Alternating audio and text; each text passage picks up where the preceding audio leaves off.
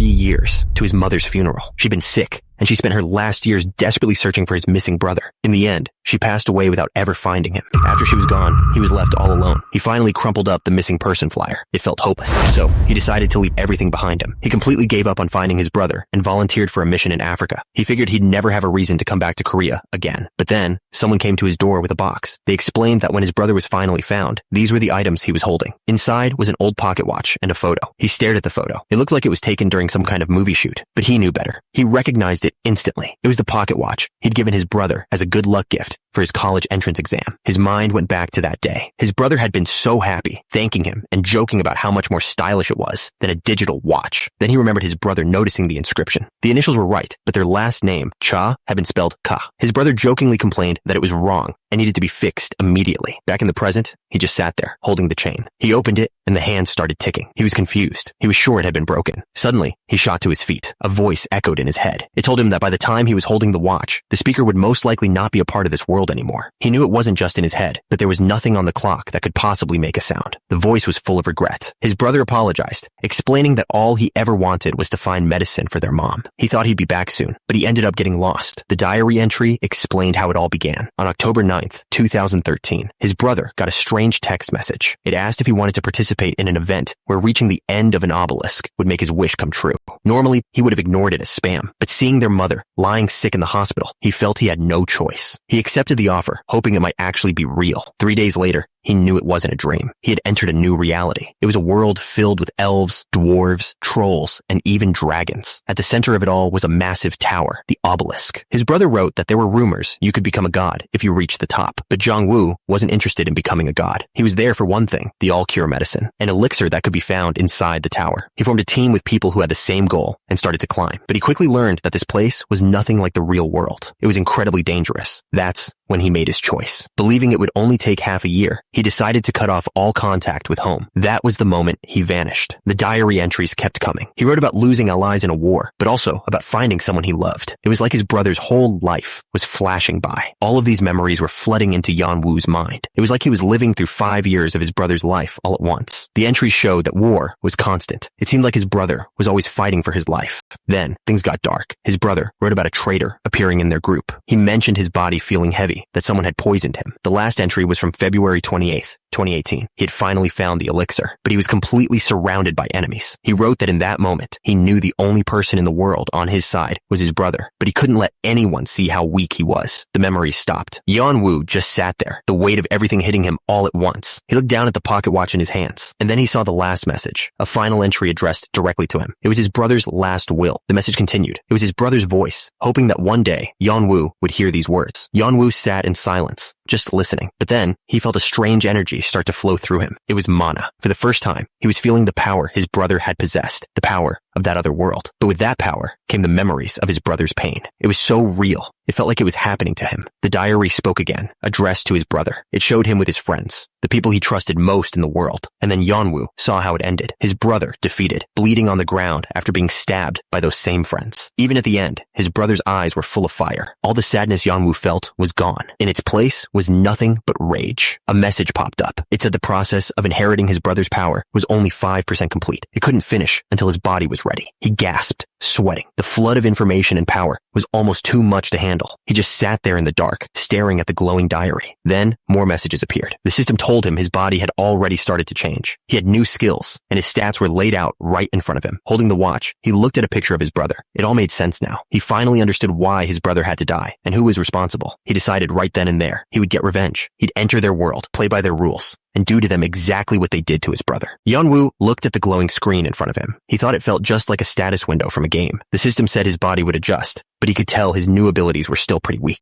He saw that his nature, one of the traits he inherited, was actually really good. He remembered what his brother, Jung-woo, wrote in the diary. He'd made a contract with an ancient dragon named Calatus. Yeon-woo figured this power must be what was left of that deal. He also had a skill called heightened senses. It seemed like it was meant to work together with his dragon nature. There was just one last skill to check. It was clairvoyance. He realized that power must have come from the pocket watch itself. He closed the window. With his new powers understood, he decided to just go along with it for now. He looked over at a picture on his desk. He knew his brother probably just wanted him to find the cure and live a quiet life. But Yeonwoo couldn't do that. He made one last phone call. The person on the other end was worried, asking what he was talking about. The voice on the phone asked if he wanted to get dinner, wondering if something was wrong. But Yeonwoo just said he was sorry and hung up. He was done with that life. With that, he settled all his affairs. He put his house up for sale and burned his old military uniform and backpack. He bought a brand new backpack and packed only what he needed: clothes, rations, a first aid kit, and knives identical to the ones he used in the service. He thought about getting a gun from the black market, but decided against it. If he couldn't get more ammo, it would just become a hassle. He knew the tutorial had already been going on for about a week, but his brother's diary said this was actually an advantage. Players who start late get bonus points for catching up, and there was a hidden reward only they could get. This was all part of the plan. Yeonwoo stared at the watch. According to his brother's diary, the entrance was about to appear, and right on time, the air began to twist. A huge swirl of dark energy opened up right in front of him. The energy pulled together and formed a massive black gate. This was it, the entrance to the other world. He had one thought on his mind. He was going to make sure the people who hurt his brother knew exactly who they messed with. From this day forward, everything was about revenge. He didn't hesitate. He stepped through the gate and into the light. A message appeared in front of him. He had arrived on floor 0, the start of the tutorial. The journey had officially begun. He opened his eyes. He was in. The place looked exactly like his brother's journal described. Every detail was the same. The tower was basically an entrance exam. If you could climb it, you had a chance to become a god. But first, you had to prove you were worthy. That's what the tutorial was for. And beyond this tutorial, somewhere up in that tower, were the people who hurt his brother. He thought about his brother, promising that he was on his way. But to get there, he had to clear the tutorial first. And he couldn't just pass. He had to get an overwhelmingly high score, nothing less than first place. He also needed to find all the hidden items his brother wrote about. Before he even started climbing, he had to become as powerful as possible. Just then, a blue light appeared at the end of the hall. A strange voice laughed, saying it was surprised to see a guest. The figure appeared at the end of the hall. Without a second of hesitation, Yeonwoo drew his knives. He was ready for a fight. But the creature just smiled, completely unfazed by the blades. It told Yeonwoo that his hostile attitude was a bit hurtful and asked him to please put the knives away. He introduced himself as Ibilkara, the manager and guide for this floor. He then joked that since fate brought them together, the least Yeonwoo could do was clap for him. Yeonwoo didn't react. Ibilkara continued, saying that even if it seemed like a small thing, advice from a manager was always good to keep in mind. The manager seemed to notice something. He said that Yeonwoo already seemed to know who they were. He thought the mask was just because he was shy, but now he realized this would be an easy conversation. He laid out the rules of the tutorial. It was split into 7 different blocks, from A to G. Each one had its own unique environment and trials to overcome. The manager explained why the score was so important. The higher the score a player achieved, the better the rewards they would get in the future. Yeonwoo asked how much time he had. The manager told him he had 30 days, a full month. He could split that time however he wanted between the blocks, but there was a catch. The manager revealed the catch. The current round had already been going on for a week. He asked Yeonwoo if he wanted to start now or just wait for the next one. Yeonwoo wasn't surprised. He'd already figured the top players would have a huge head start. It would be impossible for a newcomer to catch up to them anyway. Ibilkara then gave him some advice. He said it was recommended to form a party of 3 to 5 people to clear a block, but his look suggested that going solo might lead to an even higher score. He explained that the tower rewards players based on their work. The more a player contributes, the higher their score would be adjusted. The manager continued, saying that solo players like him usually go one of 2 ways. The first type believes only in their own skill and ends up getting eliminated while acting high and mighty. The other type, he started to say, becomes a true sight to behold. But Yeonwoo had heard enough. He told the manager to begin the trial immediately. A blue window appeared in the air. The trial on floor 0 was officially starting. More messages popped up, explaining the rules. To climb the tower, he first had to prove he had what it takes. The goal was to achieve a high score within the time limit. The trial began. Yeonwoo stepped into a dark hallway, knife in hand. Timer at the top showed he had plenty of time, but the feeling in the air was heavy. He was attacked almost instantly. An arrow grazed his shoulder as he dodged out of the way. He remembered his brother's journal, warning him that this block was full of traps. But without knowing where they were or how they worked, that knowledge wasn't much help. He decided to just run for it, trying to get through the corridor as fast as he could. Suddenly, he spun around, using his backpack as a shield. Sharp iron arrows shot out from the walls, embedding themselves in his bag. He realized his only option was to stick close to the wall, making himself as small a target as possible. But even then, another arrow shot out, barely missing his leg. This place was a death trap. He stopped running. He realized he was thinking like a normal soldier, but he wasn't normal anymore. He had other senses to rely on, so instead of dodging, he charged forward. He wasn't just surviving the traps anymore. He was destroying them before they could even activate. He kept moving down the blood-stained hallway. A message popped up, telling him the pain was so bad he was now stunned. But then another message appeared. His cold-blooded nature kept him calm, instantly removing the stun. He had already developed a tolerance for the pain. He knew this was going to be dangerous, but he didn't expect it to be this brutal. He realized if things started out like this, The rest of the trial was going to be insane. He didn't hesitate, swinging his knife to deal with the next threat. He stopped for a moment to quickly treat his wounds. It happened again. A system message told him he'd been burned and was stunned, but his special nature immediately kicked in to keep him composed. Just like before, the stun was gone in an instant. Now, he had a resistance to burns. With his wounds treated and new resistances gained, he continued on, ready for whatever came next. He realized the arrow traps weren't random. They were timed, and he'd noticed a very faint signal right before they fired. It was too dark to see where the arrows came from. He decided he needed to listen for the sound of a cogwheel turning to pinpoint the trap's location and trajectory. He knew he only had a split second to catch the sound. He focused and activated his skill, heightened senses. The system confirmed it. His sense of touch and hearing were now sharper, and his skill level had increased. A moment later, he looked up. He'd found it. Without wasting a second, he threw his knife straight into the ceiling. It hit its mark perfectly, jamming the gears of the hidden trap. With a final clank, the machine ground to a halt. The arrows clattered uselessly to the floor. He looked up at the ceiling, and that's when it clicked. A smile spread across his face. He could find them all now, but he'd also figured out something much more important. Depending on how he dealt with the arrows, a different stat would increase. This wasn't just a trap. It was a way to get stronger. Dodging a blue arrow from the side boosted his agility. Parrying a red one with his knife increased his strength. And then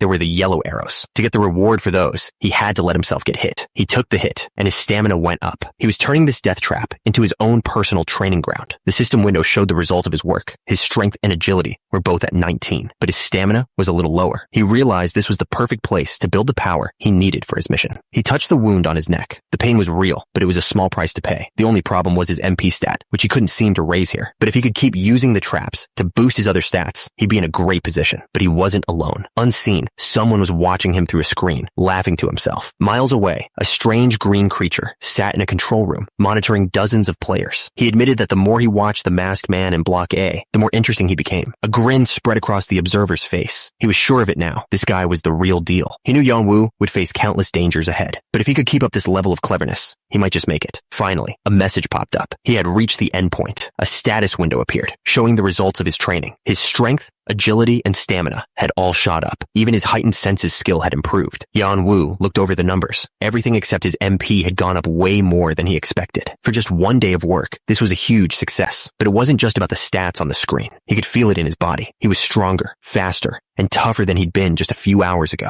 As he reached the end, another message appeared. The system was going to start healing his wounds. A warm, golden light began to wrap around him. The light grew brighter, and he could feel the energy flowing through him, mending every cut and bruise. When it was over, he was completely healed. This was a safe zone, a place for players to rest before the next challenge. He could finally catch his breath. The exhaustion from the trial hit him all at once. His body just gave out, and he collapsed right there on the floor. When he opened his eyes, he wasn't sure how much time had passed. He wondered if he'd fallen asleep, but he wasn't alone. A smiling face and a gray hood was staring right back at him. The stranger was right in his face, acting like it was all a game. Yanwu scrambled backwards, completely caught off guard. He couldn't understand it. His heightened senses skill was active, yet he hadn't felt this person's presence at all. It should have been impossible. Then a thought crossed his mind. His brother's diary had mentioned someone like this, a mystery merchant. The hooded figure introduced himself as a passing merchant. He seemed pleased that Yanwu already knew who he was. He explained that merchants like him would sometimes appear at the end of a trial, offering players items in exchange for payment. The merchant pulled up a screen, showing off his inventory. He claimed he sold everything in the world, from simple food to powerful artifacts, and asked if Yanwu had anything in mind. Yanwu put on his mask and started scrolling through the list, looking for something useful. The items were insane, things like Medusa's venom, and even the eye of a dragon, but he knew these were things a tutorial player could never get. He decided to ignore the fancy artifacts and focus on what mattered right now, physical training. He kept scrolling through the list, and then he saw it. It was a reset ticket, an item that would let him go back to a specific point in the trial. This was exactly what he needed. The merchant explained that the currency here wasn't money. To buy anything, Yanwu would have to pay with his stats. Yanwu looked at the prices and couldn't believe it. 2 points of strength for a simple bottle of water? This was basically robbery. He ignored the outrageous prices and told the merchant there was something he wanted to buy. The merchant smiled, asking what he'd like. The merchant listened, a smug look on his face, ready to hear the offer. Yanwu stated his plan. He wanted to buy the ticket that would reset Block A, and he was willing to pay for it with every single stat he had just earned. The merchant confirmed what he wanted, the reset ticket. Yanwu nodded. That was right. The merchant seemed surprised, explaining that Yanwu was the first person to ever ask for one. Everyone else just wants to get to the next stage. But Yanwu told him he had something specific he needed to do. A smile spread across the merchant's face. He seemed to find this whole thing very entertaining. The merchant explained how to use it. All he had to do was rip the ticket, and he'd be sent right back to the starting zone. With the deal done, the merchant started to fade away, hoping they'd meet again. And just like that, he was gone. Yeonwoo felt his strength drain from his body as the payment was taken. The system confirmed the trade was complete. He now had 10 reset tickets for Block A. He didn't hesitate for a second. He took one of the tickets and ripped it in half. A flash of light blinded him. The system announced he was back on floor Q at the very start of the tutorial. He stood alone in the familiar dark hallway. The trial for floor 0 began again. His plan was simple: get as many stats as he possibly could. He waited in the center of the room, ready. Arrows flew from the walls, but he dodged them without even trying. This was his final run. He'd repeated the tutorial again and again, pushing his senses to their absolute limits, and it worked. He had unlocked a new skill, Dragon Visual Prowess. It let him borrow the eyes of the ancient dragon, Kelitis, and see the truth of things. The Dragon Visual Prowess skill was shocking. It stripped away all the color from the world, leaving only a white background and black lines. These lines showed the true shape of everything. It was a phenomenon his brother had known about. A message from the system appeared. He had reached the endpoint. He stood in front of the final gate. He checked his time. What once took him 34 hours, he now finished in only 4. The training had definitely paid off. His stats had jumped up, but he knew it wasn't nearly enough. Compared to the top players, this was nothing. The best players were already moving on to the next block. If he fell any further behind, he'd never catch up. It was time to get serious. The system announced his arrival. He had just entered the boss room for Block A. Yeonwoo had a new goal. He wasn't just going to clear Block A. He was going to clear Block B too. Without wasting a moment, he sprinted down the long hallway. Suddenly, flaming arrows shot up from the floor. He twisted and jumped, dodging every single one. He was moving faster than the traps were designed for. The system even notified him that his strength had gone up by 1 point, but he knew he couldn't afford to slow down. He had to keep pushing forward. He reached the end of the path. It was a sheer drop. Without hesitating, he jumped. Below him was a pit of massive spikes. He knew that one wrong move meant it was all over. If falling was not an option, then he wouldn't touch the floor. He kicked off the wall, using his momentum to stay in the air. He vaulted across the chasm, flying right over the deadly spikes. He landed safely on the other side. The system immediately rewarded him for the move. His agility went up by 1 point, but he had no time to rest. A huge fireball erupted from the walls, rushing straight for him. Instead of backing away, he drew his dagger. With a single, powerful swing, he cut right through the wave of fire. The flames parted around him, leaving him completely untouched. The system explained that his cold-blooded nature had given him a resistance to burns. On top of that, his heightened senses skill had leveled up again. He didn't stop, just kept running right through the path he'd cleared. He hit the ground hard, but was immediately greeted by another reward. His agility had gone up by 1. The rewards just kept coming. His stamina and strength both increased, and his heightened senses skill leveled up again. But pushing himself this hard was taking a serious toll on his body. He looked up. Something else was in the room with him now. He knew exactly what it was. It was a copper scarecrow. The system explained that it could perfectly imitate a player's movements and even attack on its own. He remembered his brother's diary mentioning these things. This wasn't a surprise at all. His brother's diary explained the danger. These scarecrows could copy a player's skills and use them with even more force. There were 2 ways to get past them: brute force or a more direct approach. He chose precision. He would stab right through its core. He activated his dragon visual prowess. His eye flared yellow, just like a dragon's. The world around him changed, breaking down into simple lines. His new vision saw right through the scarecrow's outer shell, and there it was, a swirling core in its chest, the weak point. He lunged forward, his blade aimed straight for the core. He could almost hear his brother's voice from the diary, explaining that the scarecrows moved based on sensors. He just had to find them and strike. That's when it clicked. He realized this voice, this echo of his brother, was the strange presence his heightened senses had picked up on. He already knew its secret. The scarecrow moved based on sensors. He drove his dagger straight into its head. The blade sank deep, hitting something vital. The scarecrow shattered into pieces. One down, but someone else had been watching from the shadows. He couldn't believe what he just saw. To take down a scarecrow that fast, it just wasn't possible. The other player watched him walk away, his mind racing. He couldn't understand how someone could take down a scarecrow so easily. Suddenly, the masked man stopped and turned around. The player watching from the shadows, caught completely by surprise. He thought about how he had barely figured out the scarecrow's sensors, using his own heightened senses. It was something a normal player shouldn't know. Before he could finish his thought, the masked man was right in front of him. He was still trying to figure it out. How did he know? The player panicked, asking what the masked man was going to do to him. Yeonwoo wasn't interested in hurting him. He just wanted to know what the player's intentions were. The other player insisted he didn't mean anything by it. But Yeonwoo just cut straight to the point, asking him a simple question. Yeonwoo repeated the question, demanding to know how he knew the scarecrow operated with sensors. The player was speechless, stammering for an answer. The other player finally understood. He realized the masked man hadn't just guessed. He could actually see the magical strings controlling the puppet. This meant he had an incredibly strong connection to magic.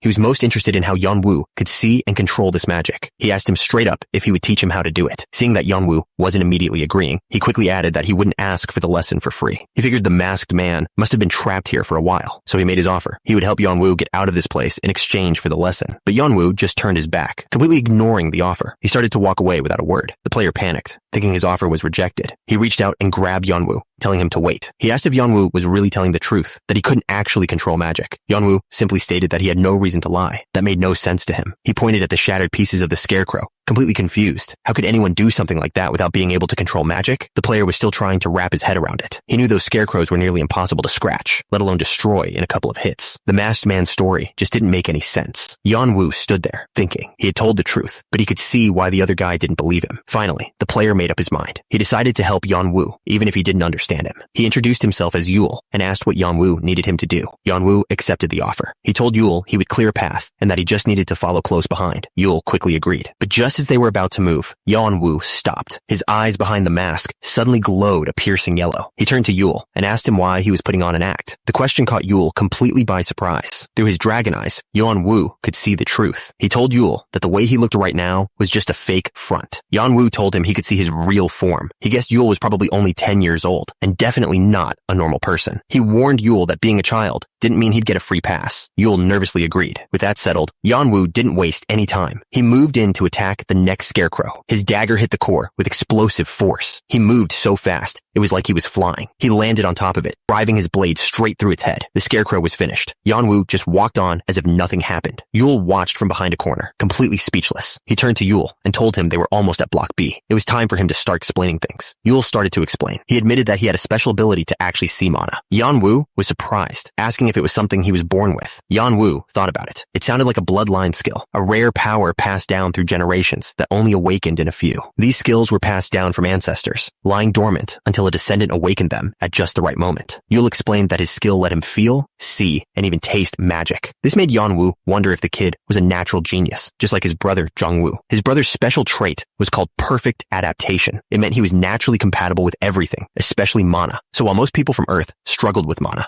Jongwoo felt right at home with it. It was like he was remembering a power he'd always had, controlling it like an expert from day one. His comrades were always shocked by what he could do. That natural talent was the whole reason the ancient dragon, Kalotus, chose him, allowing him to inherit its power when no one else could. Yool called both himself and Jongwoo geniuses. Then he looked at Yeonwoo and said that he didn't fall into that category. He described mana like a river, with magic being the water that flows through it. Yool told him that clearing Block An all by himself was a huge deal. Just then, a system window popped up right in front of him. The system explained that because he'd done something most players couldn't, he was getting extra karma. He received 500 points, but the rewards didn't stop there. He got another 300 karma, and all his stamina and mana were refilled. His total was now 800. He knew karma was everything in the tower. It was the currency players used for everything. The main goal for any player was to get as many points as possible. He'd only cleared the first section, and he already had an amount that would shock most people. But for him, it wasn't nearly enough. He was determined to get as much as he possibly could. He reached out and pushed the door open. A message appeared, telling him he had now entered Block B. He stepped through into a huge, bright white room. It was filled with hundreds of other players. Looking around, he could see that every single one of them was exhausted. Some were injured, others just trying to recover. It was clear they'd all been through a tough fight to get here. The moment he stepped into the room, whispers broke out among the other players. They couldn't understand how someone new was still showing up a week into the tutorial. They wondered if this masked man had really cleared the brutal first section all by himself. A young man with dark blue hair called out to him, asking why he was just standing there instead of coming inside. But his attention wasn't really on the masked man. He looked completely exhausted, whispering to himself with relief. He seemed overwhelmed, saying he'd finally made it out. It was like a huge weight had just been lifted off his shoulders. But his relief didn't last long. Turns out, a group of 4 other players was waiting for him, blocking his path. They looked smug, like they knew they had him outnumbered. Yool's face twisted with anger. He wasn't about to let them push him around. Yeonwoo asked if those guys were his teammates. Yool angrily replied that they were, but they had nothing to do with him now. With that settled, Yeonwoo steered the conversation back to what he cared about. He asked Yool to continue his explanation about the mana stream. To his surprise, Yool knew a lot about magic. He sat down and started explaining everything he understood. Yeonwoo now had a rough idea of what magic was. He pushed for more, asking what the easiest way to actually feel it would be, but Yool didn't have an answer. He admitted that since he could always control magic from the start, he had no idea how to explain it to someone else. Since he couldn't help any further, Yool figured their business was done. He suggested they part ways there, and Yeonwoo agreed. Yool gave a small wave as Yeonwoo turned and walked off. But just as Yeonwoo was leaving, Yool suddenly froze. He seemed to have noticed something, but Yeonwoo stopped. He called back to Yool. deciding their conversation wasn't over just yet. Turns out, this wasn't the first time Yool's group had run into trouble. Not long before, they were approached by a shadowy figure. He told them he liked the look in their eyes, saying people like them tend to do big things. The man introduced himself as Bild, an executive from a guild called Erangdan. He offered to let them join him in the next waiting room. They were planning on moving forward. The group couldn't believe it. They knew Erangdan was the unstoppable team that had completely dominated the tutorial level. Being scouted by them was a huge deal, but things didn't go as planned. Sometime later, the team found themselves pinned down by armored creatures. One of them yelled out in frustration that the enemies wouldn't even budge. The leader of the group knew they were in serious trouble. He realized that if things kept going like this, they wouldn't just fail the tutorial, they wouldn't make it out alive. Panic started to set in.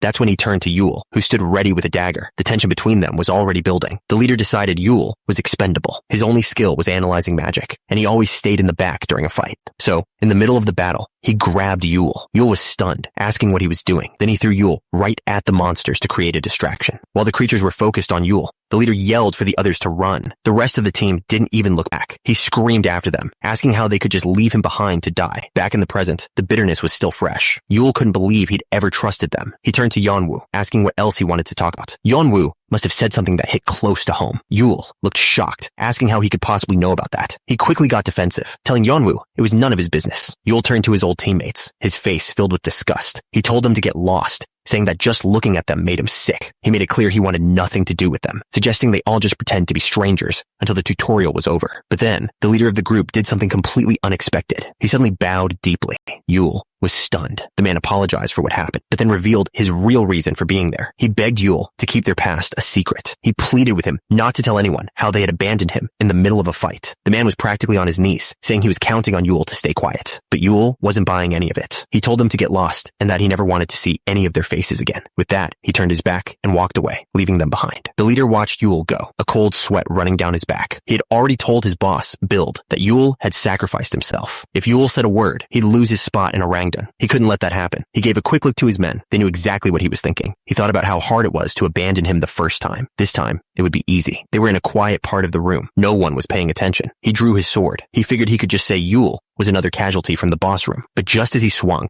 a hand shot out and grabbed the blade, stopping it completely. The leader turned, shocked. The masked man was right behind him. He told the man that his whole group couldn't even do what Yool did alone. The leader couldn't believe it. The masked man had caught his sword with a bare hand, and it didn't even seem to cut him. Before the leader could react, Yeonwoo twisted the blade. A sharp scream echoed through the room, making Yool turn around, confused. Yeonwoo had taken the man's hand clean off. He stood over him, holding the brutal knife as the leader screamed on the floor. He hadn't planned on getting involved, but seeing Yool get betrayed by his own teammates, it just hit too close to home. It wasn't really about Yool. When he looked at him, he saw someone else. He saw his younger brother, stabbed in the back by the very people he trusted most. The other two guys were completely frozen. They couldn't believe how he'd gotten so close without any of them noticing. Yeonwoo looked down at the man, his voice like ice. He told him that if he was going to stab someone in the back, he should have been ready to lose a hand for it. The man on the floor gritted his teeth, screaming in disbelief that Yeonwoo had actually taken his hand. Fueled by pure anger, he scrambled to his feet and lunged forward, screaming that he was going to take him down. Yeonwoo didn't even flinch. He just reached out and caught the man's wrist, stopping the knife cold. In the next moment, he had the man's arm twisted behind his back, completely under his control. He looked down at him with cold eyes, warning him that if he kept trying, he'd make sure he never walked again. The other two teammates were frozen in fear. One of them finally stammered out, asking why he was getting involved when this had nothing to do with him. Yeonwoo turned to face him. He simply said that if they were free to do whatever they wanted, then so was he. The guy was left completely speechless. The two teammates just stood there, completely stunned. They didn't know what to do. Yeonwoo looked at them, his voice low and dangerous. He told them to drop their weapons. Yool started screaming at them, begging them to just do what the masked man said. He knew this wasn't a bluff. The sound of metal hitting the floor echoed. They had dropped their swords. One of them nervously asked him to let their friend Kane go. A small smile formed on Yeonwoo's lips. He just called them idiots. And then he moved. He slammed Kane's face straight into the ground. The man's scream was cut short as he hit the floor, hard. The teammates started to protest, realizing this wasn't what they'd agreed to. But before he could even finish his sentence, Yeonwoo delivered another sharp blow. It wasn't just one of them. In a blur, he took down the entire group. The last two guys just stood there, completely frozen in fear. One of them finally snapped. Screaming with rage, he charged forward. But Yeonwoo didn't wait for him to get close. He launched himself forward, daggers ready. There was no anger in his eyes, just cold focus. In one smooth motion, he swept their legs right out from under them. They both hit the ground hard. One of them started screaming that Yeonwoo had crushed his foot, but he wasn't done. He moved in and delivered two sharp blows, one for each of them. And just like that, it was over. They were outbowled. The young man man who'd been betrayed just stared, completely speechless. He'd never seen anything like it. The young man could only stare. He knew the masked stranger was strong, but he never imagined anyone could be this powerful. Yanwu turned to him and casually pointed out that he was drooling. The kid snapped out of it, completely embarrassed. He gave the kid a piece of advice, telling him to be more careful about who he trusts from now on. As Yanwu started to walk away, the young man stammered, trying to get his words out before he was gone. He finally found his voice, shouting his thanks. He called him Hyung, like an older brother, and promised that one day he'd become just as strong. Yanwu stopped walking. Without turning around, Yanwu gave him a tip. He told him to visit a place called the Flower Garden in Pretzia. He said it would be very helpful for him, and with that, he was gone. He walked away without another word, leaving the young man standing there alone. The young man clenched his fist, repeating the name of the place in his mind. The Flower Garden in Pretzia. A fire lit in his eyes. He knew exactly what he had to do next. Elsewhere, other players were scattered around, nursing their wounds from their own fights. One of them, a man with red hair, suddenly smirked. He nudged his friend sleeping on the ground, telling him to wake up and look at something. His companion yawned, rubbing his eyes and complaining that he couldn't even get a decent nap.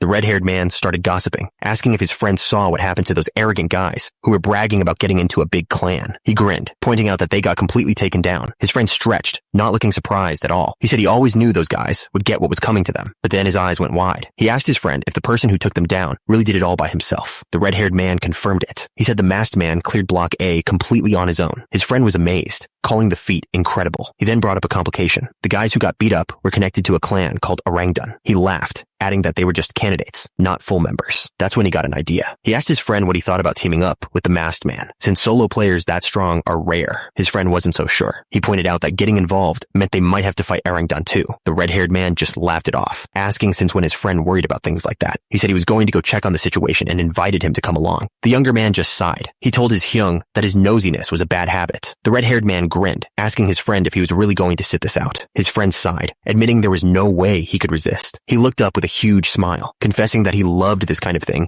even more than his Hyung did. Just then, a system message appeared. The trial for Block B was starting. It told everyone to select one of the 4 passageways and clear it. Yoan-woo found himself standing in front of 4 massive doors, each one a different color. He remembered what his brother's diary said about this place. The doors were designed so that the difficulty increased the farther right you went. His brother had chosen the blue door. After how hard Block A was, he'd wanted to take it easy. But years later, after discovering the tutorial's secrets, he deeply regretted that decision. That's because the items you could get in Block B depended entirely on which door you picked. With that knowledge, Yanwu knew exactly what to do. He would choose the black door. The black door held a special prize his brother missed, Batory's vampiric dagger, and Yanwu was determined to get it. He stepped through the doorway. A message from the system confirmed he was now on the black route. Inside, he found a huge, dark pond. The objective was simple: cross to the other side without dying. The system explained this was Cheon Jung-su's pond, a place so dangerous that nothing could live in its water. Instead of just jumping in, Yanwu picked up a rock and tossed it into the water to see what would happen. Just as he thought, the rock didn't just sink, it was being crushed as it went down. This water wasn't normal. The pressure was so intense it would crush an average person instantly. But Yanwu wasn't average. He activated his dragon eyes, and his vision changed completely. The dragon eyes had shown him a weak point in the wall, something no one else could see. He reached out and pressed his hand against it. The solid wall gave way like water, revealing a hidden passage. A dark staircase led down into the earth. This was exactly what he was looking for. A message from the system popped up. He had discovered a hidden area, the room of fire and ice, and earned 300 for finding it. Yanwu made his way down the steps, officially entering the secret dungeon. And there it was. He'd found it. The walls were covered in a glowing white moss. The system explained that it held the spirit of the moon. While it wasn't good to eat on its own, it was one of the keys to surviving the black route. The problem was, humans couldn't digest the white moss. Eating it would just give you a terrible stomachache. Because of that, most players who found this place just avoided it. But his brother had discovered a secret way to use it, by mixing it with another ingredient. The creatures that ate the moss, like this giant centipede, had evolved a special trick. Their hearts produced a kind of fire-like heat to absorb the moss's energy. The moss had properties like ice, while the heart had properties like fire. His brother figured out that if you used them together, they created a miracle drug that would strengthen your bones and muscles. He knew a normal human body was flimsy. It could get sick, break,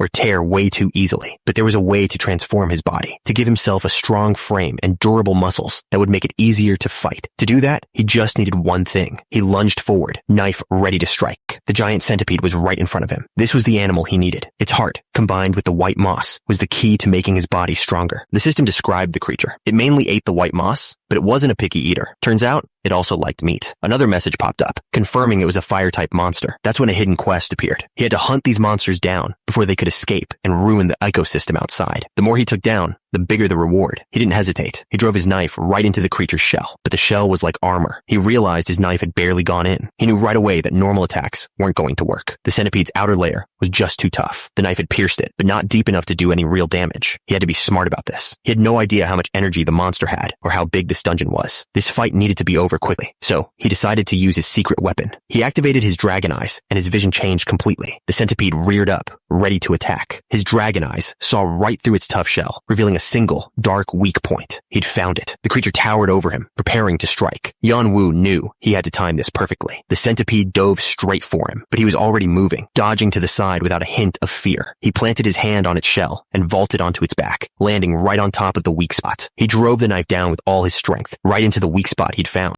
but the blade didn't go in. It felt like he'd hit solid steel. He realized in an instant what was wrong. The centipede had a second, inner shell protecting its weak point. This was bad. His attack had failed, and now he was stuck on its back. The creature started to buck and twist, trying to throw him off. He lost his grip and was sent flying through the air. Before he could even get up, the centipede's massive body came crashing down on top of him. The impact was brutal. A message popped up from the system, telling him he'd taken extreme damage and was now stunned. He couldn't move. The system messages kept coming. He had internal injuries, and the centipede's fluids had entered his bloodstream. He was poisoned. Yanwu was in bad shape. He had broken bones, fractures on his spine, and a major vein in his thigh was torn open. For anyone else, this would be the end. But then, something changed. His cold-blooded nature kicked in, keeping him calm. The system announced he was no longer in shock. He'd already developed a tolerance to it. A moment later, another message appeared. The poison was gone too. He'd developed a tolerance for that as well. He tightened his grip on his knife. Because he'd stayed calm through all of it, the system rewarded him with a new skill, physical resistance. The centipede wasn't waiting around. It lunged forward, ready to finish him off. But just as it moved to attack, another message popped up. He'd learned a second skill, will to fight. And with that, he wasn't just defending anymore. He dodged the attack and lunged forward, blade ready. This fight wasn't over. He gripped his knife, ready to make his move. He moved fast, weaving around the giant creature's body. He knew its hard shell was almost impossible to break, but there was one weak spot, right above a joint. He tightened his grip, ready to aim for that single point, the abdomen. He plunged his knife right into it. The creature let out a horrible screech. Blue blood sprayed across his mask as he pushed the blade in deeper. Its legs twitched for a moment, and then it went completely still. With the monster finally dead, Yanwu collapsed to the ground, completely drained. The fight had taken everything out of him. The system confirmed it. He'd taken down the red centipede. Because it was something most people couldn't hunt, he was getting extra rewards. He took off his mask, finally able to breathe. His eyes landed on the white moss covering the ground. Now for the real reason he was here. Without hesitating, he reached down and scooped some of it up. He knew humans couldn't digest this stuff alone, but he ate it anyway, just like his brother's diary said to. Almost instantly, a cold energy spread through his body. That was the first ingredient. Now he needed the second one. He sliced open the centipede's body, ready to take its heart. He pulled the heart from the creature's body. It was still beating, glowing with a strange blue light. Without any hesitation, he ate it whole. Meanwhile, in another part of the tower, a man in armor was frustrated with his men. He demanded to know what was wrong with them. He complained that he stepped out for just a little while, and someone had already messed with his food. He thought he'd hired better men than this. His subordinate confirmed it. The person responsible was wearing a white mask. The leader paused, thinking about what that meant. He decided that for now, his only option was to find this person himself. As Yanwu caught his breath, messages from the system popped up. They confirmed he'd taken down the red centipede and was getting extra rewards for hunting such a rare creature. The moment he swallowed the heart, the system announced it was reacting with the white moss he'd eaten earlier. A strange energy, both red and blue, began to glow inside his body. He could feel the change instantly. The system showed his broken bones knitting back together, becoming even stronger than they were before. It wasn't just his bones. His torn muscles repaired themselves, growing tougher in the process. He'd also gotten a clue for something called the Heart of Fire, Crest of Frost. He leaned his head back and let out a long breath, finally able to relax. He pulled up his status to check the results. He realized that the faster his body recovered from exhaustion, the stronger it was actually becoming. He looked over his stats. The jump in power from just one monster was huge, more than he'd gotten from clearing a whole boss room. But he noticed his MP was still dangerously low, a weakness he'd have to fix soon. He knew he couldn't just rely on physical skills forever. The higher he climbed, the more he would need magic. His journey to get stronger was far from over. He thought about his dragon body. To fully accept the power of the ancient dragon Cullitus, he knew mana was essential, but he decided to just keep an eye on it for now. Worrying about it wouldn't make a solution appear any faster. He turned his attention to his new skills. The first was physical resistance, which increased his defense against attacks and could help with other bad effects. He thought back to his training. His cold-blooded nature had always helped him stay conscious through the pain, but it had its limits. After a certain point, the pain was so bad, it was almost impossible to keep going. With this new skill, He'd be able to push through situations like that in the future. The resistance to poison, burns, stuns, and curses was a huge bonus. It was a perfect skill to support his fighting style. With that sorted, he moved on to the next one. This skill, will to fight, was the most important of all. It let him think faster. Being able to make quick decisions in a tense fight could save your life. He realized that's exactly how he'd won against the red centipede. He was happy with the results. Getting a D-rank skill this early in the tutorial was a big deal. With that thought, he put his mask back on and got ready to move. Suddenly, a pair of bats screeched and flew right at him. The fight was over almost as soon as it started. The system confirmed he'd successfully hunted the bats, bringing his total count to 147. He looked down at the bodies on the ground. He was already getting used to this new life. He started gathering what he needed from the creatures. He carefully collected their sharp teeth and toenails. He was making a special solution, mixing the white moss with the poisonous blood from the red centipede. He poured the solution over the bat teeth and toenails. The pile started to smoke and glow with a strange blue light. The reaction created a special monster powder. According to his brother's diary, it was a powerful explosive. He carefully scooped the powder into a pouch. With his new weapon secured, he was ready for the next part of the plan. Now, it was time for his next target. He looked down into a massive nest. It was filled with hundreds of blue army ants and their eggs. The system explained that these creatures formed huge societies around a single queen ant. This was going to be a much bigger fight. The blue army ants were fiercely protective of their nest and their eggs. He knew the worker ants would give their lives to protect their home. Attacking head-on meant facing hundreds of them at once. But the real problem wasn't just the ants. It was what they were guarding. Batory's vampiric dagger. The dagger once belonged to the vampiric monarch, a terrifying figure from long ago. She grew stronger by draining the life from others, and could even steal their skills, causing massive devastation. Its artifact number meant it was a top-tier weapon. More importantly, it was a unique item, the only one of its kind in the entire tower. He absolutely could not miss this. Since a direct attack was out of the question, he decided to use a little trick. He reached for the pouch at his side.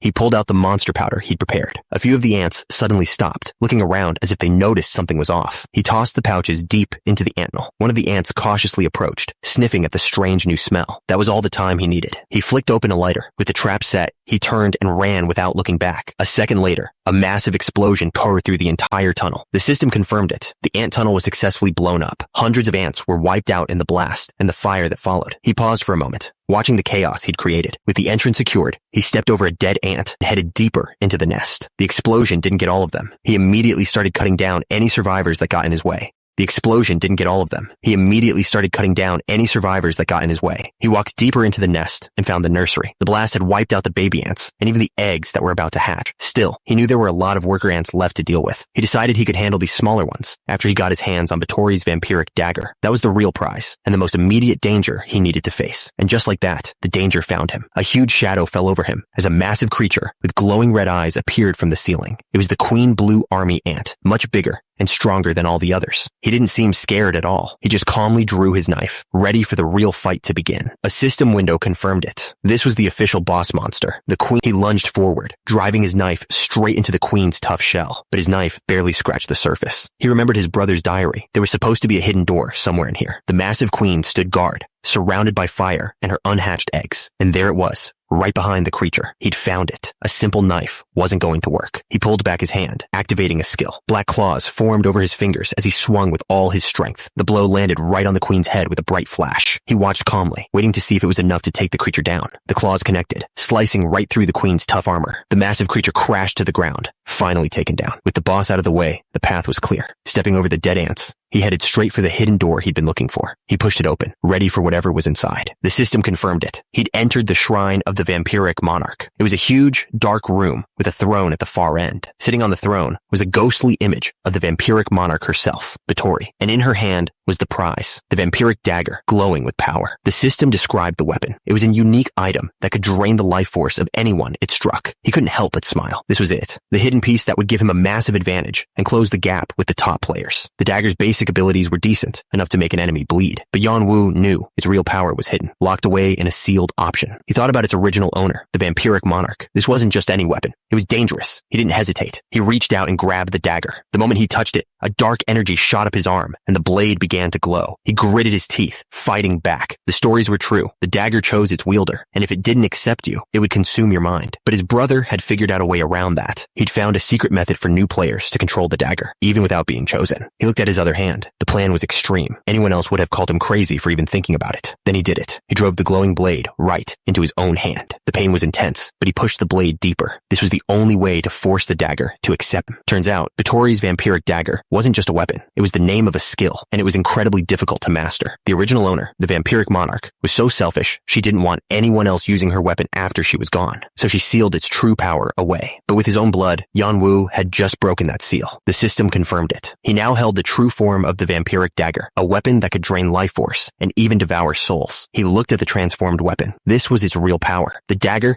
came with two incredible skills. The first was Bloodmark, which drained an enemy's stamina and mana. The second was even crazier, the vampiric monarch's authority. It didn't just drain life force, it could actually steal an enemy's abilities. This was a power that even the top players in the tower would do anything for. He let out a quiet breath. With this, his plan for revenge was one step closer. The dagger was practically humming in his hand. It was time to feed it. He moved in a blur, cutting down the first ant that got in his way. The rest of the worker ants were no match for him at all, but the real fight was with the queen. Yanwu didn't hesitate. He gripped his dagger and prepared to face her. He launched himself forward, landing right on the queen's back. He held on tight, looking for the perfect spot to land a blow, and then he plunged the dagger in. The weapon immediately began to glow, drinking the queen's life force right out of her. The queen ant's body began to break apart, its life force flowing like a river straight into the dagger. He gave the weapon a single, cold command, eat. A system window popped up, confirming that the dagger was extracting every last bit of the queen's energy. The weapon was actually getting stronger from this. Its skill level ticked up, and the power wasn't just for the dagger. Yanwu's own body absorbed the energy, permanently boosting his strength and stamina. With the queen finally down, the system awarded him 300 karma for taking out the boss. The moment their queen died, the rest of the ants lost their will to fight. But now, he had a new problem. The entire tunnel was starting to collapse. But it turned out, he wasn't alone. Somewhere else, a voice expressed surprise, wondering how he'd managed to find a place like this. The red-haired man seemed annoyed. He asked his yawning companion if he really thought they were in the right place, offering to just turn back. Then he laughed and threw an arm around him, teasing him for being so hard to get close to. But a moment later, his expression changed completely. They stood at the edge of the carnage. The red-haired man noted that whoever did this had hunted the creatures without mercy. They were amazed at how quickly he'd grown so strong. The green-haired boy pointed out that the monsters hadn't gotten weaker. If anything, the ones he'd faced before were just as tough. He looked genuinely concerned. The younger man called out to his older companion, saying this wasn't something they could take lightly. The red-haired man agreed. The bodies of the ants were all the proof they needed. The red-haired man was stunned. He couldn't figure out how this player found a hidden piece with an energy-draining ability. Their team had researched this place for ages and found nothing. This guy didn't just clear the area alone. He found secrets they didn't even know existed. He knew a player this good was a rare find. Once word got out, every clan in the tutorial would be trying to recruit him. He decided they had to get to him first and win him over before that happened. But then, a loud crash echoed from deeper inside the tunnel, making them both look up. They moved forward to investigate. The cavern ahead was filled with even more dead ants. The red-haired man glanced back at his companion. They didn't have to say anything. They both understood what this meant. The system told him he'd gathered all the pieces for the Heart of Fire and Crest of Frost. The two artifacts began to merge inside him, changing his body. Green energy swirled around him as the change finished. He'd just gotten a new body trait, reinforced anatomy. He pulled up his status window to check the results. Thanks to his dagger draining the life from all those monsters, his skills had jumped to a whole new level. He focused on his new trait, reinforced anatomy. It was an incredible ability that made his body tougher and let him fight for much longer without getting tired. But that wasn't the real reason he'd been working so hard to get it. He needed this trait for something else entirely. And right on cue, the system confirmed it. His body was finally strong enough. The ascension process, which had been stopped, was starting again. He watched as the number climbed higher and higher, finally stopping at 21.3%. This was the real prize. The system confirmed it. His dragon's body was no longer incomplete. With his body finally strong enough, the system asked if he wanted to register his new rank. He didn't even hesitate. He hit decline. There was no benefit to putting his name out there. It would only make the top players wary of him, and he wasn't ready for that yet. He checked the rankings. Just as he expected, he'd jumped up to 281st, but his name was still hidden. It was good that his rank went up, but he was still miles behind the leaders. He couldn't understand how people like Adora and Fanti were so far ahead. He knew this wasn't enough. He had to keep moving, and fast. But then, he stopped. He felt something. He could sense people coming closer. He was confused. He hadn't seen a single other player this entire time.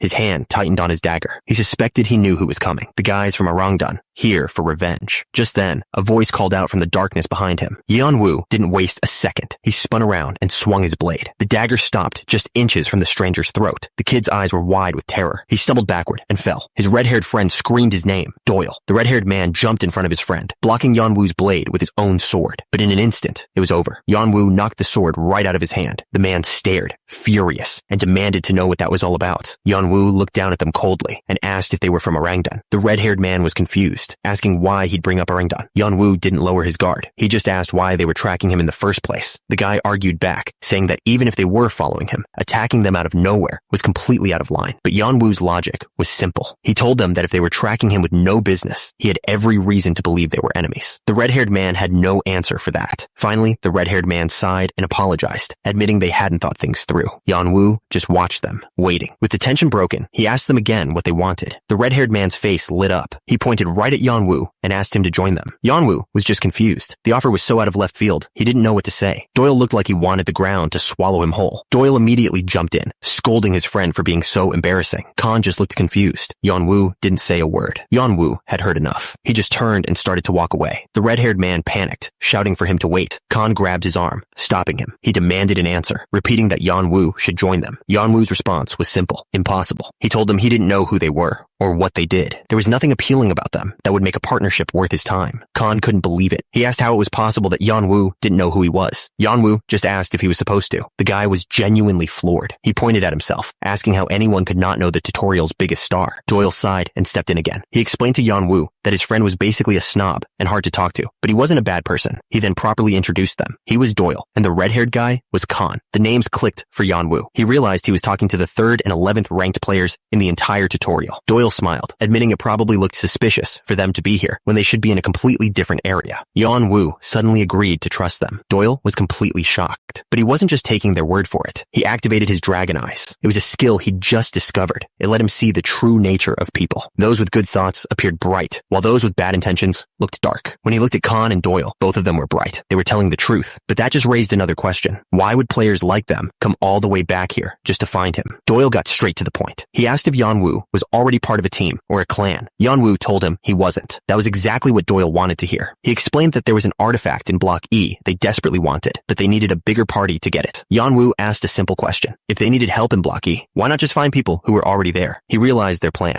It was hard to judge a player's real skill in the early areas, so they must have been waiting in Block B, looking for someone who stood out. He hadn't expected to draw this much attention so soon. Yeonwoo laid it all out. They were ranked 3rd and 11th, yet they needed his help to get an artifact. Doyle confirmed it was true, but couldn't say more. But Yeonwoo already knew what they were after. It was Hargan's crown. He remembered this from his brother's diary. His old team, Arthea, had found this place by chance, too. The boss, King Hargan, was known for being incredibly aggressive. The reward for defeating him was Hargan's crown, an item that boosted a person's commanding presence. For Yeonwoo, it wasn't something he really needed, but that wasn't the only reason. His thoughts went back to his brother, who was betrayed by the very teammates he trusted. The tower was a jungle. If you didn't watch your own back, you'd get ripped apart. In a place like this, comrades were useless. If you had to have them, 1 or 2 was enough. People who wouldn't be a burden, and who you could get rid of if things went wrong. Doyle told him the reward would be worth it, even offering to give him whatever item he wanted as payment. He asked Yeonwoo what he thought, confident it was a good deal. Yeonwoo thought about it. A hidden piece was valuable, no matter what. He agreed, but said he had one condition. He laid out his terms. He wanted everything else that dropped, every single item, except for the one artifact they came for. The two of them were stunned by his demand. But then, the red-haired man, Khan, just laughed. He said it must have been destiny that they met and reached out to shake hands. As they shook hands, Yeonwoo knew he couldn't use his real name. This was a battlefield. He needed a code name. He looked at them and gave his name. And just like that, they started moving. The system messages started popping up one after another. He had cleared the black root in Block B all by himself, earning extra karma. Then, he cleared Block C, also solo. The monsters didn't stand a chance. With its last breath, a goblin choked out that the human was just too strong. Khan watched from the back, completely stunned. He couldn't believe what he was seeing. This was the same guy who was in Block B just a little while ago. How was he improving this fast? They left a trail of defeated monsters behind them. Without even pausing, Kane pushed open the door to the next section. Another message appeared. He had cleared Block D again, all by himself. The system refilled all of his stats. Finally, they stepped out of the darkness and onto soft grass. They had entered Block E. Khan and Doyle took a deep breath of fresh air. They complained about how stuffy it was back in the dungeon. Glad to be outside. The tutorial is split into 2 parts. The first part, the inside, covers Blocks A through D. It's a place for players to figure out their skills and work on their weaknesses. This next part, the outside, was where you had to prove the skills you developed inside. It was the real test. A new message appeared. The trial for Block E was officially starting. The system gave him a single token. It was just a small blue bead. The goal was simple: collect 99 of them. The tokens were hidden all over Block E, but they could also be traded or taken from other players. Khan looked at the token and grumbled, saying those things pissed him off every time he saw them. The system was basically telling everyone it was okay to steal or even take someone out for their tokens. Finding 98 more would be almost impossible, but stealing them from other players, that was easy. He knew what choice most people would make. Even his brother had a hard time with this part. He stood there for a moment, thinking, this place was designed to turn everyone against each other.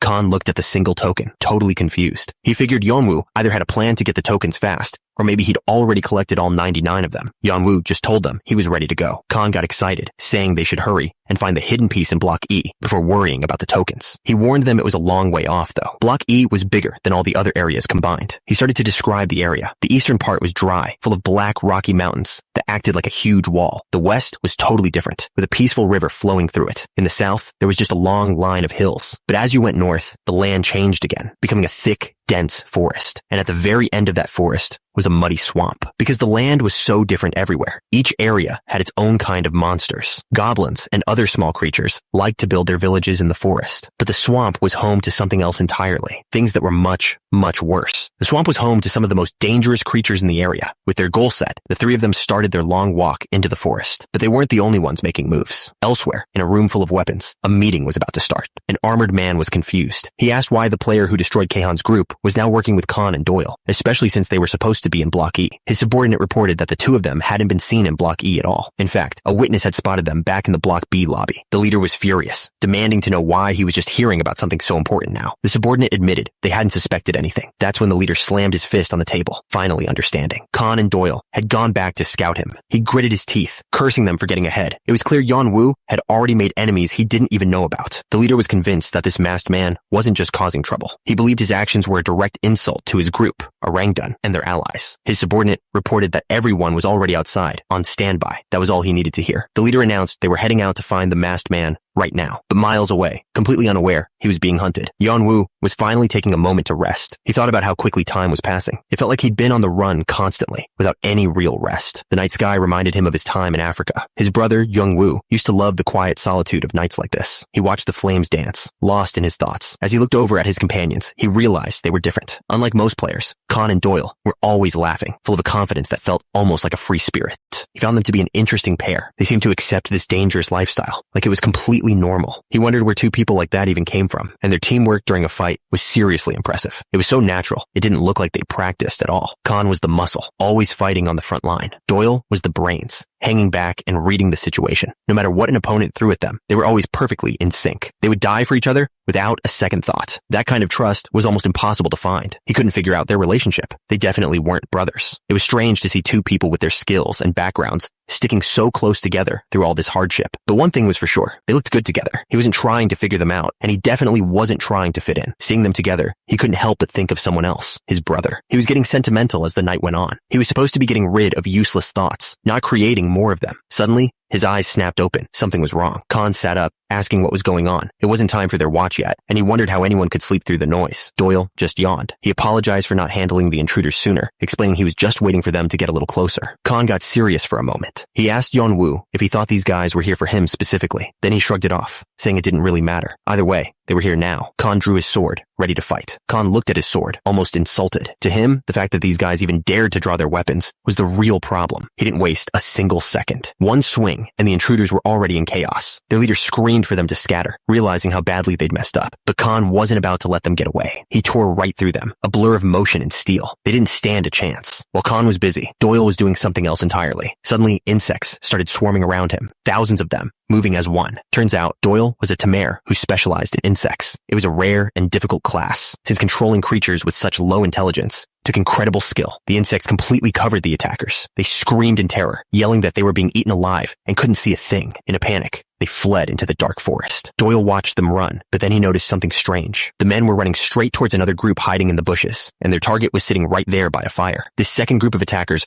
watched them run, calling them idiots. Kane didn't even turn around. He just commented on how stupid they were for running right into his camp. Turns out, there was a dark business going on in the background. People were being captured and sold off like objects, as workers, slaves, or even test subjects for experiments. The leader of this new group saw Kane as the ultimate prize. Partnering with strong players like Khan and Doyle meant meant he had to have a ton of tokens and artifacts. He moved in for the kill. He brought his blade down, aiming for a finishing blow, but it never landed. The attacker could only stare in confusion. Kane was already on his feet. Before the man could even react, Kane drove a dagger straight through his face. The other attackers watched in horror as their leader dropped to the ground. Blinded by rage, the rest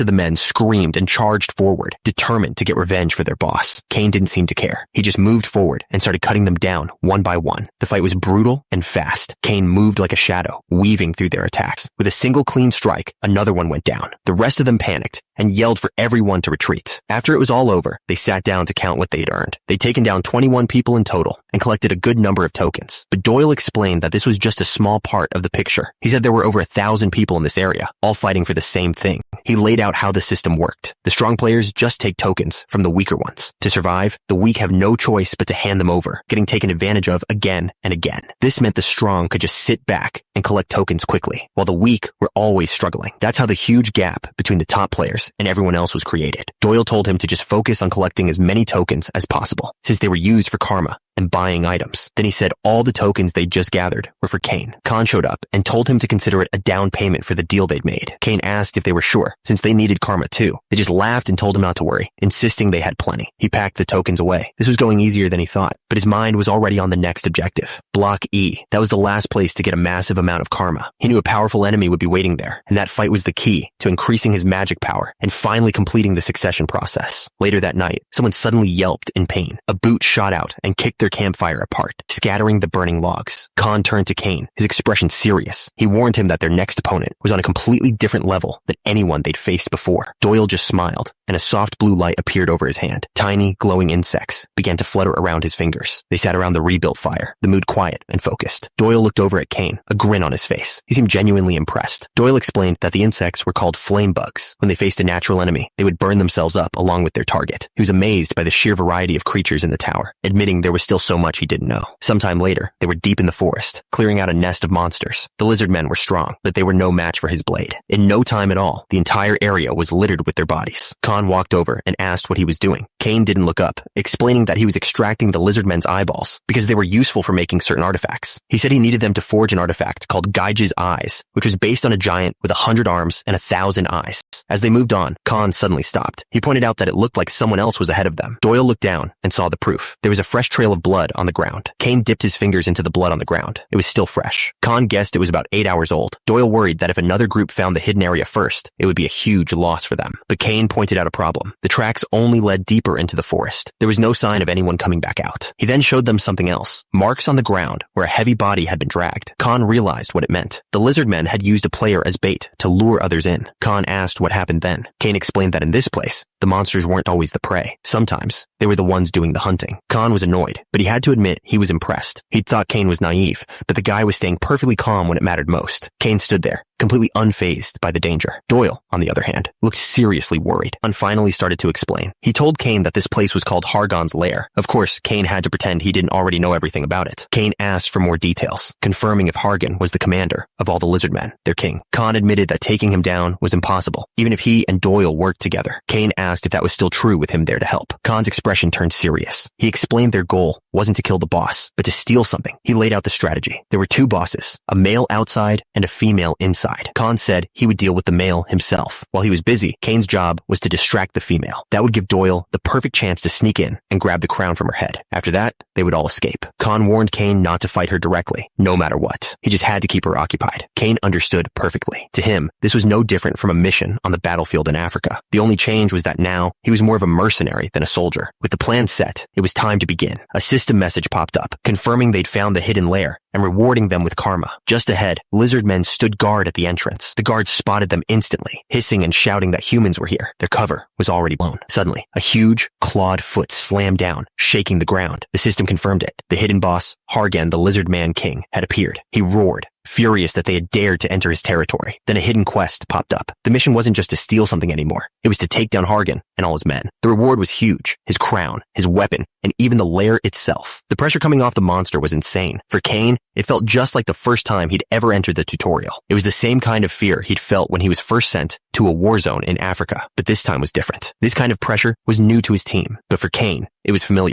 The Lizard Man King's eyes narrowed with rage. While Hargan was distracted, Khan charged in, his blade sinking into the monster's chest. The Lizard Man King roared, promising to kill him. That's when Kane moved in, a dagger in his hand. He plunged the blade into Hargan's arm, and then, with a single fluid motion, sliced it clean off. Hargan screamed, warning Khan to stay back, telling him he was no match for a king. Khan just grinned. He told the monster that he wasn't the same person he used to be, and to prove it, he swung his sword with everything he had. Hargan was completely losing it. He swung his massive sword wildly, screaming at Khan to stop running and face him. While the king was distracted, Kane and Doyle slipped into the lair. One of the lizard men tried to calm Hargan down, but it was useless. Inside, 2 guards stood watch by a torch. They heard a sound and turned, but it was already too late. After taking them down, Doyle looked past the guards and froze. He pointed ahead, shocked, saying that there were humans in the cave. They walked further in and saw a cage filled with bones and blood. It was a gruesome sight. And in another cage, there were people who were still alive. They reached through the bars, desperately begging to be saved. Kane put it all together. This was where the captured players ended up. The lizard men were using this place as a food storage to feed their young. They were now faced with a difficult choice. Saving the prisoners would cost them precious time, and they might miss their chance to get the crown. Doyle looked completely shaken. He called out to Kane, waiting for his decision. Doyle couldn't believe it. He turned to Kane and demanded to know how he wasn't furious after seeing what the lizard men had done. He kept pushing, asking how anyone could remain calm in a situation like this. Kane just called him a child for letting his feelings get in the way. But then the reality of the situation hit him. If they stopped to save the prisoners, Khan would be in serious danger. Kane laid it out for him. Khan couldn't face the boss alone, and the longer they wasted time, the worse it would be. He told Doyle to calm down and focus, but made it clear. If Doyle decided to act on his own, the entire plan was off. His eyes were cold and serious. He wasn't bluffing. Doyle looked down, struggling with the decision. He finally apologized, admitting that he hadn't been thinking about the bigger picture. With that settled, Doyle agreed they needed to keep moving for Khan. But just as they started to walk away, he suddenly stopped them. Kane was thinking about why the Lizard Man King wanted human prisoners. He figured they could use that weakness against him. But Doyle suddenly stopped him, saying he had an idea and wanted to change their plan. Doyle looked surprised. Kane didn't ask about his idea. Instead, he asked if Doyle could call the flame bugs he had used the night before. He said it was essential.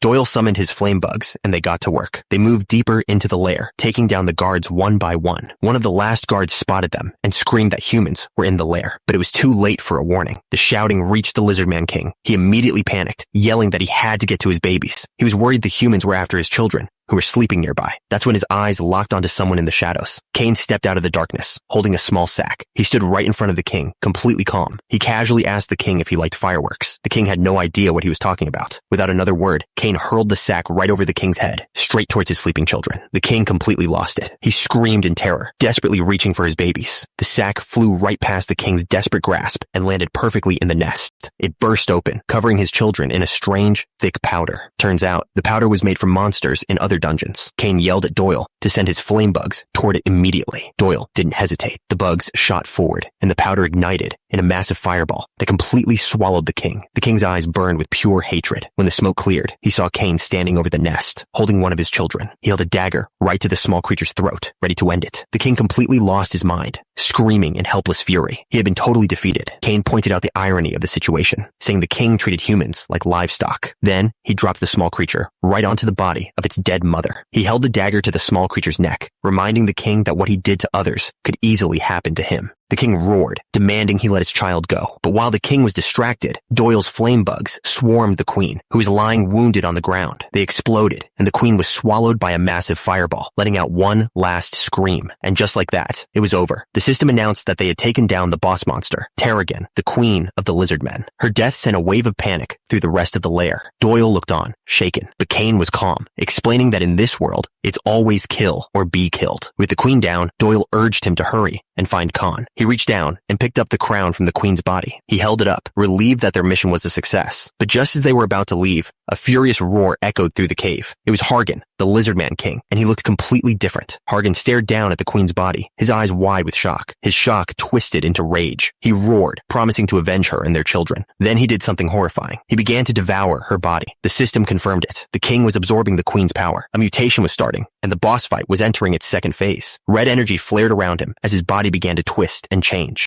Kane watched the transformation, realizing this was really bad. The king was becoming something else entirely. The ground cracked as the transformed king slammed his new weapon down. He stood there, radiating an insane amount of power. Cain knew that even though Hargan was weaker than the queen before, he was still a boss for a reason. He was about to unleash his main skill, a powerful heat wave. Cain knew he was in serious trouble. The second phase was incredibly dangerous, and if he was even a split second too late with his plan, he was done for. Just then, a small glowing bug appeared. It was Doyle, using it to talk from a distance. He asked Cain what the solution was. Cain quickly laid out the new plan, telling Doyle to pass the message on to Khan. Meanwhile, the transformed king was losing his patience. He roared, screaming that if they didn't show themselves, he would hunt them down. That's when Cain stepped out from his hiding spot on a ledge above. He calmly challenged the monster to try and find him. The king took the bait instantly. He lunged forward, screaming that the human was dead. But Cain was ready. He activated a skill, and his eyes glowed a bright reptilian yellow. It was called Deadly Eyes. As the monster hesitated, Cain leaped into the air, bringing his blade down with full force. The knife sank deep into the king's neck, right where he was weakest. The wounded king roared and slammed his massive weapon into the ground, shaking the entire cave. That was the opening. Cain yelled out the signal. It was time to move, and burst from the shadows, sinking his blade deep into the king's back. Doyle watched from a safe distance, his bugs swarming around him. The king let out a furious roar, blasting a wave of fire that sent Doyle flying. Cain watched it all unfold. The plan was simple. All three of them would attack at once and wear the monster down. But the king was fueled by pure rage, screaming for revenge. Cain knew that one mistake, one moment of lost focus, and they were all finished. Red energy gathered around the king's weapon. He was about to unleash his most powerful skill, Heat Wave. Before the monster could finish, Cain lunged forward, driving his dagger into its side. At the same time, Khan struck from the other direction. It was a perfectly timed pincer attack. The pincer attack worked, but it only made the king more furious. He roared, his body burning with rage. He was panting hard, clearly wounded from the attacks, but his anger was stronger than his pain. He vowed to avenge his family, no matter what. That was the opening. Cain gave the signal. He moved instantly, sliding low to the ground and slicing at the monster's legs. The attack worked. The massive king lost his balance and crashed to his knees. With the king finally down, Cain placed a hand on his head and activated his dagger's special ability. The system confirmed it. He was absorbing the king's vitality and energy directly. The monster's body began to burn away as he let out one final scream. The king's energy poured into him, a raging fire that Cain struggled to contain. The power was so intense, it started to crack his mask. From a distance, Khan and Doyle could only watch, shouting his name in alarm. As the king's body turned to ash, his final thoughts echoed through the flames, a curse promising that they would all pay for what they did to his family. The king's hand fell limp. With that, it was over. The system announced that he had taken down the second boss monster, Hargan, the king of the lizard men. But that wasn't all. The system explained that his vampiric dagger had extracted more than just energy. It had successfully stolen a portion of the king's power, granting Cain a brand new skill, Heat Wave. He stood over the fallen king, the fight finally over. Then, another message appeared. Because his proficiency was still low,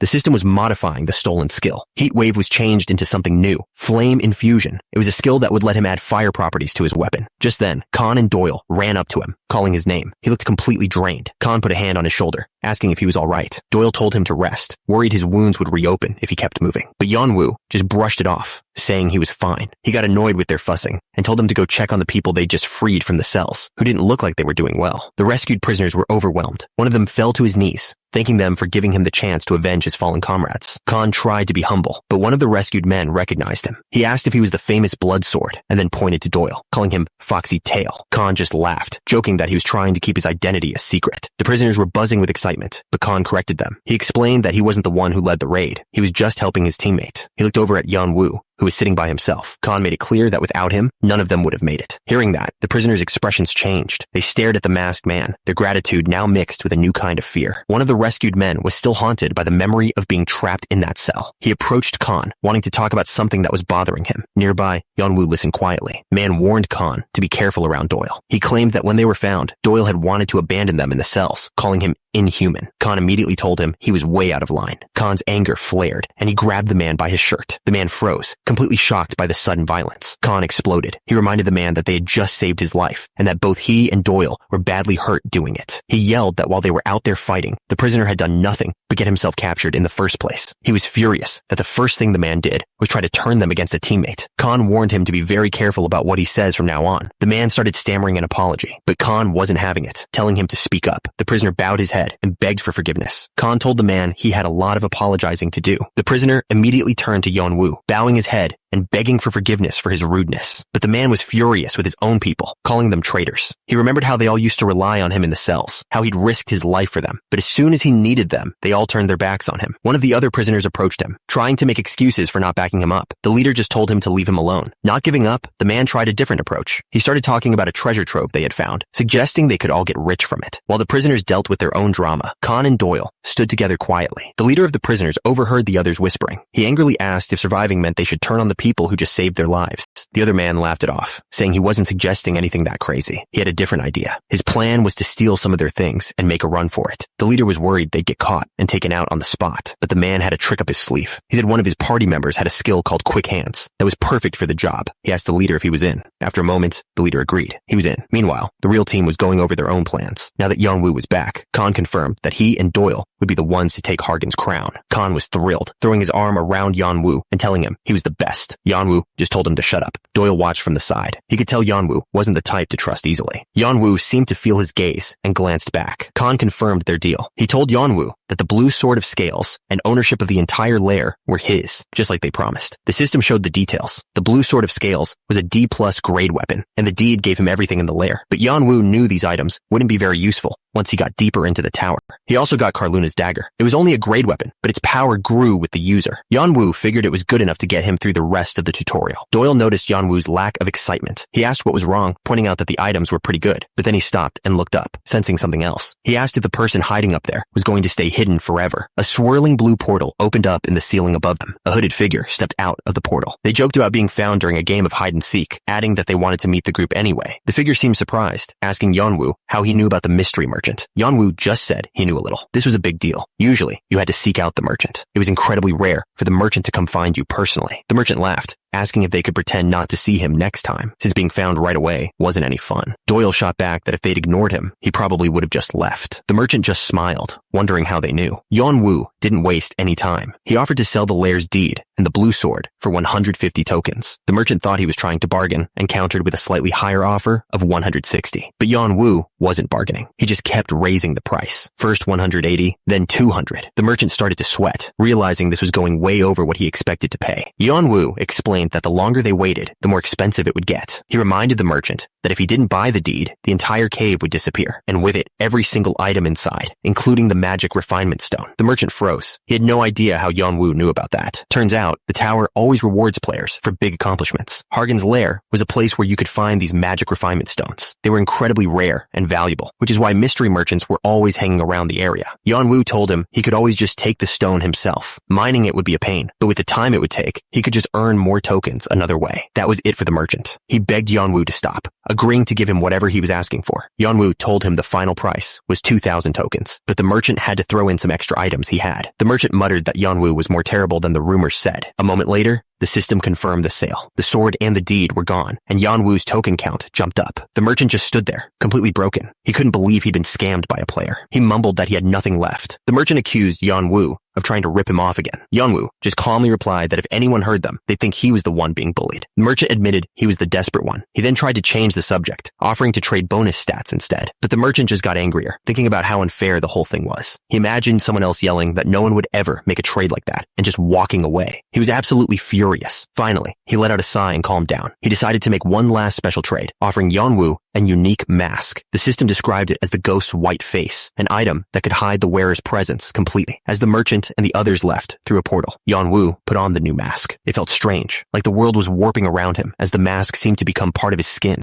The system confirmed he had equipped the mask. Yeonwoo said he'd put it to good use. Just as the merchant was about to leave, he stopped, saying there was one more thing. He asked Yeonwoo if he sold him the lair, knowing about the situation on that side. Yeonwoo had no idea what he was talking about. Seeing his confusion, the merchant just shook his head and said it was nothing. Yeonwoo thought about the deal. The merchant had paid a high price for a stone that was only really useful for refining artifacts. Something didn't add up. Then it hit him. It meant the demand for magic refinement stones skyrocketed. He finally understood the merchant's warning. The number of people dying was increasing, and many were fleeing. It all pointed to one thing: war. The red-haired man turned to Yeonwoo, asking what the plan was. Yeonwoo told him they were all in this together. He then checked his rank. He was at 52, still a long way from first place. But he wasn't focused on the other players. He knew the real enemies were the monsters hiding in the mist. pissed, and it was time to face them. Khan just smiled, saying he wasn't going to get in the way. He mentioned there was another place he had to go. The green-haired teammate confirmed it. He then turned to Khan, about to say something more. Green-haired teammate, Doyle, excitedly asked Yeonwoo to join their team for good. He said that he and Khan had already talked about it, and their skills worked really well together. But Yeonwoo immediately shut him down. He said he couldn't do that. When Doyle asked why, Yeonwoo explained that he had something specific he had to do. He told him that he's never been interested in forming connections with other people. Khan put a hand on Doyle's shoulder, telling Yeonwoo he understood. He said they shouldn't force the issue, and announced that they would be leaving. He just smiled and said it was time to head back, since there were people waiting for them. Sometime later, Yeonwoo was cutting a path through the dangerous swamp. He took down a massive, snake-like creature without even slowing down. Khan was leading a group of survivors they'd picked up. He explained that everyone was avoiding two players named Kieran and Dosen because getting close to them meant death. He then asked Yeonwoo what he was discussing with the group they'd just left. Khan looked at the tired faces of the survivors. He decided they had no choice but to take them along until they were all safely out of the swamp. Khan pointed out that Yeonwoo didn't seem to care about the survivors at all. Meanwhile, Doyle was talking to one of the men they'd rescued, who asked if they had anything to eat. As Doyle kindly offered to help, Yeonwoo watched from a distance, thinking their kindness was a serious weakness. Doyle gave the man some food, apologizing for not sharing sooner. But Yeonwoo knew a place like this was full of hunters who would take advantage of that kind of weakness. He realized there was no point in warning them. They would just have to go their separate ways once they were out of the swamp. Turns out, Yeonwoo was right. The survivor that Doyle helped was actually a spy. He met up with his leader, a man named C. Eden, and reported back with what he had gathered. C. Eden smirked. He told his subordinate that their plan was much bigger than just stealing some supplies. They weren't just simple thieves. He laid out their real targets, Khan and Doyle, the 3rd and 11th ranked players. And on top of that, they were also going after the masked man who had defeated the Lizard King. He was sure that if they could get rid of those 3, their goal would be within reach. Still, he couldn't shake a bad feeling. Something about the masked guy just didn't feel right. He thought about the cold eyes behind that white mask. It felt like being stared at by a monster, as if he could see right through you and read your every thought. Back with the main group, the spy put the plan into motion. He went up to Khan, pretending that some of the survivors weren't feeling well. He asked if they could slow down the pace, saying everyone was tired and needed to rest. Khan had reached his limit. He told Doyle he couldn't take it anymore, complaining that they were just going to get taken down by monsters anyway. He suggested just leaving the survivors behind with some tokens, thinking it would be easier than getting everyone wiped out. But it was already too late. Miles away, the leader of the scavengers knew the time was right to make his move. The spy approached Khan with a friendly smile, saying he knew a special place where they could all rest. He told them his friends were waiting there to help. Turns out, there were dozens of scavengers hidden in the area. The plan was simple. As soon as the group arrived, the trap would spring, and they would target Khan first. The leader was sure this would be a great haul, but then his smile vanished. Something was wrong. He wasn't imagining it. The masked man was standing right behind him. Khan and Doyle could only watch, completely stunned by what was happening. Before anyone could even move, Yeonwoo had already taken out the spy. The man who had set the trap was now lying on the ground. Yeonwoo looked at the others and explained that his goal was to get rid of everyone connected to the man he'd just eliminated. The scavengers couldn't believe it. They had no idea how he knew about their trap, but Yeonwoo had his heightened senses skill active the whole time. He was able to figure out exactly what they were planning. He remembered how the spy kept staring at Khan. The man avoided eye contact and seemed to be secretly telling the other players what to do. All those little things made him suspicious, so he decided to listen in. That's when he discovered them, a whole group of scavengers, hiding and waiting. He knew he had to strike first, but as he moved on the next person, Khan grabbed his arm, demanding to know what he was doing. Khan was furious, asking if he was crazy or just didn't understand what was happening. Yeonwoo just told him to stay quiet and watch if he didn't get it. Khan was speechless, and just like that, Khan saw what Yeonwoo was talking about. He and his friends were completely surrounded. Bodies were already on the ground. They were hopelessly outnumbered. He remembered how it always went with groups like this. They'd act friendly, but it was all a lie. They used weaker players as bait, and once the trap was sprung, they'd get rid of the evidence. Looking down at the fallen players, Khan understood. These scavengers weren't just targeting rivals. They were taking out anyone and everyone who got in their way. Who knew exactly who these people were. The scavengers weren't just bandits. Some of them even worked with monsters. They would pretend to help other players, only to turn on them. They'd take all their items and sell the victims to the very monsters they were supposed to be fighting. He realized that most of the players who fell for their tricks probably never made it out alive. Meanwhile, in another part of the forest, a different group was planning their own hunt. They were talking about taking down the strongest team after Fante and Adora, excited about all the items they could get.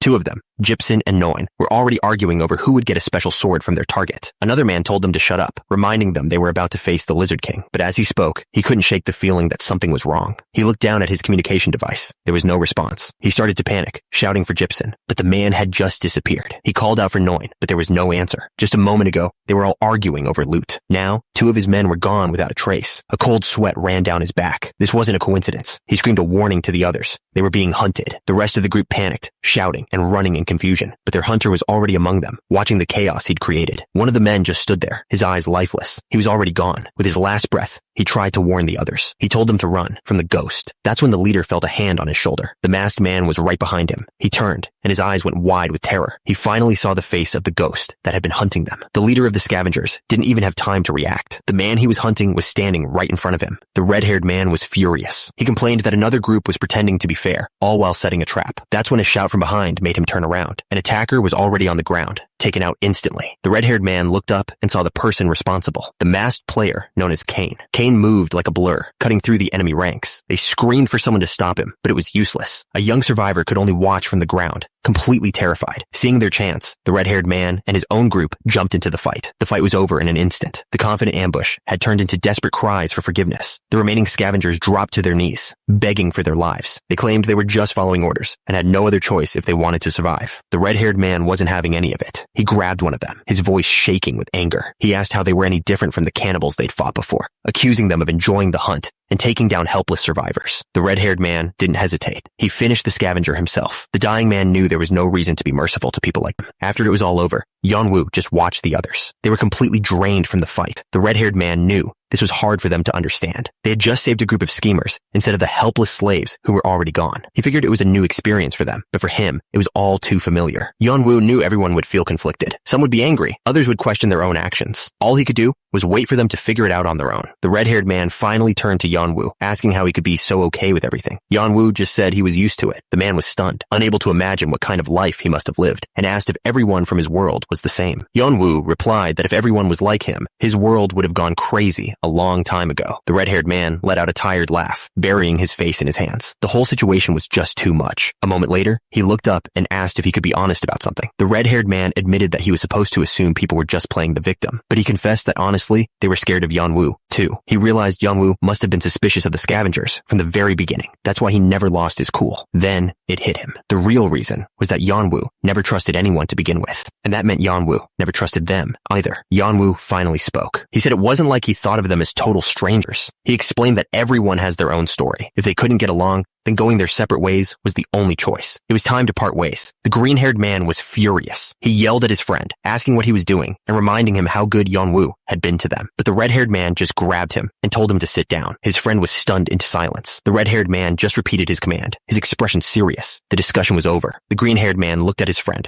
completely lost. He asked him what he was even thinking. The red-haired man just said that this was for the best. He then asked if his friend didn't see it, but the green-haired man had no idea what he was talking about. The red-haired man pointed to a tassel on one of the swords. He said it was a symbol of the Arang group. That's when it all started to feel weird to him. He couldn't understand why a huge guild like the Azure Sword Guild, who cared so much about order, would get involved in something like this. He explained that the Azure Sword Guild is one of the top 10 guilds in the tower. They already have tons of people trying to join, so they never bother with new players. That's why everyone was so confused when the guild decided to take control of the tutorial. But no one stepped up to challenge them because they had no idea what the guild was really planning. The green-haired man thought maybe their goal was to get rid of the scavengers, but his friend corrected him. It was more likely they just wanted a better way to control them. That's why he never wanted to drag Yeonwoo into all of this. He could tell he had something important to do, and he didn't want to get in his way. With that settled, the red-haired man, Khan, said they should head over to find someone named Big Red. A message popped up, explaining that Khan and Doyle needed Hargan's crown to get a hidden piece. This sword was their main goal for the tutorial all along. Doyle just grinned. He said he wanted to see their enemies' faces for himself and hear what they had to say. Khan let out a sigh. He called Doyle an idiot, joking about how he always looks so smart, but acts so dumb. Doyle just shot back that Khan was no different. Yeonwoo turned and walked away without another word. He thought they were fools. He already knew where they were heading and what their plan was, but his own mission was different. He had to go east, no matter what. For a second, he wondered if he would have been able to leave them if they had actually asked for his help. He pushed the thought aside and kept moving. Miles away, a man got a report that Squad 2 had been eliminated. He was furious, yelling about how they failed and lost Hargan for nothing. His subordinate looked nervous and asked about Squad 1. The commander explained that Squad 1 was made up of elites from the Arang group, personally trained by the Azure Sword Guild. He couldn't believe they were sending such a powerful team to deal with just 3 people. The commander explained that the 3 enemies, Cloud Sweeper, Foxy Tail, and the masked man had easily defeated Squad 2. They were far stronger than expected. He decided he would have to move himself. He was annoyed that this happened right before he was supposed to collect all the sacrifices. He knew he had to be careful. He suspected the masked man had incredible power and decided they needed to be taken out as quietly as possible. He knew the tower was on the verge of war. Alliances were breaking down, and they had to save their strength for what was coming. Suddenly, a crash echoed through the room. The subordinate yelled out that it was an enemy attack. The commander, Bild, looked up in shock, demanding to know what was happening. A guard stumbled in, screaming that they were here. He managed to say the names Bloodsword and Foxytail before the wall behind him exploded. The explosion tore through the room, sending rocks and dust everywhere. Through the smoke, two figures stepped into the ruined room. One of them was covered in blood, sword in hand. The other stood behind him, watching. The man with red hair screamed Bild's name in fury. He stood among his fallen men, his own power flaring up around him.